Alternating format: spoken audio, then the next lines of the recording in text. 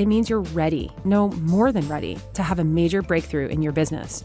You're hungry for change and you're hungry for growth. But do you know where to start? Or if you've already started but are feeling stuck, you need some help, someone to talk to about your business plan and how you can accelerate growth. That's why Tony Robbins is offering a free one-to-one business strategy session from one of his top business coaches, a $600 value, completely free, no strings attached. That's right, if you're listening right now, you can go to tonyrobbins.com/CEO to sign up for your free session and get started on your own path to massive success.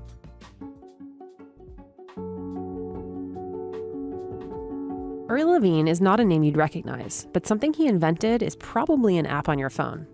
He co-founded Waze, the world's largest traffic and navigation app. More than 250 million drivers worldwide use it, and the company was acquired by Google in 2013 for $1.1 billion. Since then, Uri has founded several other companies, like FeeX, a startup that reveals hidden fees you might not be aware of from your bank, and NG, an app that can diagnose car problems so you arrive prepared at the mechanic. He's also creating innovative solutions to major problems in the US, like the cost of healthcare and public transportation. And don't worry, he's still obsessed with solving the traffic problem. As you can probably gather, Uri's mission in business is nothing short of brilliant: to disrupt inefficient markets and to solve big problems that save consumers time and money while also empowering them with information. In other words, he's creating real products for real people that solve real big problems. In this episode, Uri shares some of his key learnings from the Waze startup journey, from starting from scratch to a successful exit. But you're also going to hear the processes that he applies when he starts up or advises any company, like figuring out product market fit, whether the problem he's trying to solve is actually a problem in the eyes of consumers, and his strategy behind hiring a winning founding team. He also talks about something that's pretty difficult for every business owner, when it's time to let people go. You're also going to hear how Uri allocates his time as a founder and serial entrepreneur in each phase of the startup process in order to properly support his team while also making best use of his own time. Uri is interviewed on stage by Scott Harris, a coach, mentor, and speaker at many of Tony's events, including Business Mastery, Tony's signature business event. Here's Scott and Uri. Firstly, thank you. I know Tony is excited to have you here. He's excited to have you share, as I am as well. For those that don't know the Waze story, tell us the Uri story and tell us the Waze story, and then we'll get into some nitty-gritty. The magic of Waze is in the way that it's being built, and it's actually a crowdsourced application that generates all the data that we, the drivers, are using while you drive, right? And so it's not only the traffic that it's kind of, okay, this is obvious. It's actually the maps themselves, right? So when we started, the map was a blank page. And then when the first driver drove, we collected the GPS data from the device, and when we drove this GPS data on the blank page, we got to see something that looks like the route that the person traveled, right? And when we start to get that from a lot of drivers, we figure out, okay, this one's starting to look like a map, right? And if there is a lot of density, then we figure out that this is a highway versus a street. And if there is an intersection that no one is making left turn, then no left turn is allowed, right? And if there is a road that there are 100 people going into one direction and no one else coming the other direction, that will be one-way street, right? And if there is a road that there are 100 people going into one direction and only two coming the other direction, that will be one-way street in Tel Aviv. And essentially, we built a software that takes all of this data and generates the map. And now when we started to have more and more and more drivers, then we can generate the traffic information and help people to avoid that. Now, there are a few interesting things about that, because if I will have a time machine and I will roll back time 10 years ago and I will come here and tell you this same story before we start, you will tell me that will never work, right? Or this is the stupidest idea that I ever heard, or something like that. And not only that, when we started, the first version that we built was actually running on a PDA. Remember?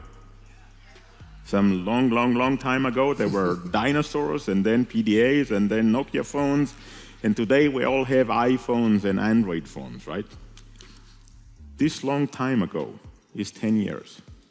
Now, I want you to imagine, assume that we will meet here again 10 years from now, and we will have all this audience. I will need to remind you that we used to have iPhones and Android phones and things like that. This is the pace of innovation. This is how fast things are changing. Well, and it's getting faster, not slower. It is accelerating, right? Yeah. And so we started the company in 2007. Actually, we started the concept in 2007, and we went fundraising, and surprisingly, all the investors say no, right? And no, and no, and no. And I heard so many no's that was actually pretty discouraging. But we thought we are fighting to solve a big problem that it's worthwhile solving, right? And so we kept on trying, and we were able to raise funds only at the beginning of 2008. And this is where we started. First version running on a PDA, second version running on a Nokia phone, right?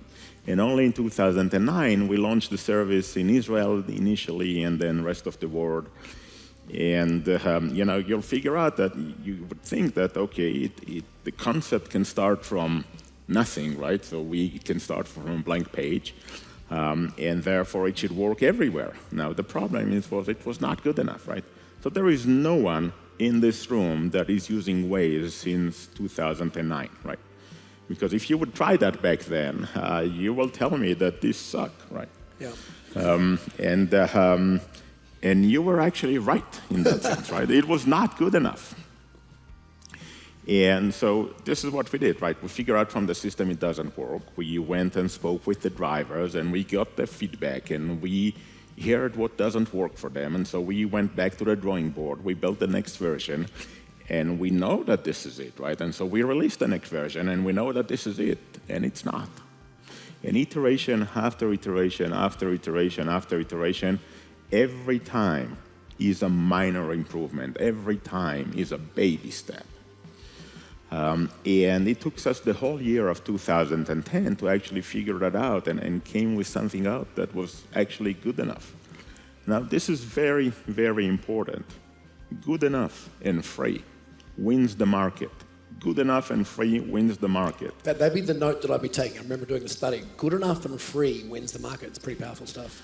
And the biggest enemy of good enough is perfect. You don't need to be perfect. If you try to build something that is perfect, you would lose the market to someone that is good enough.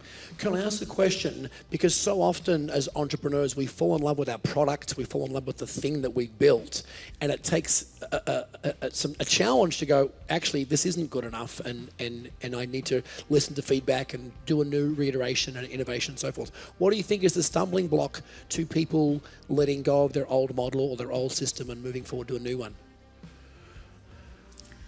So, you look at all the successful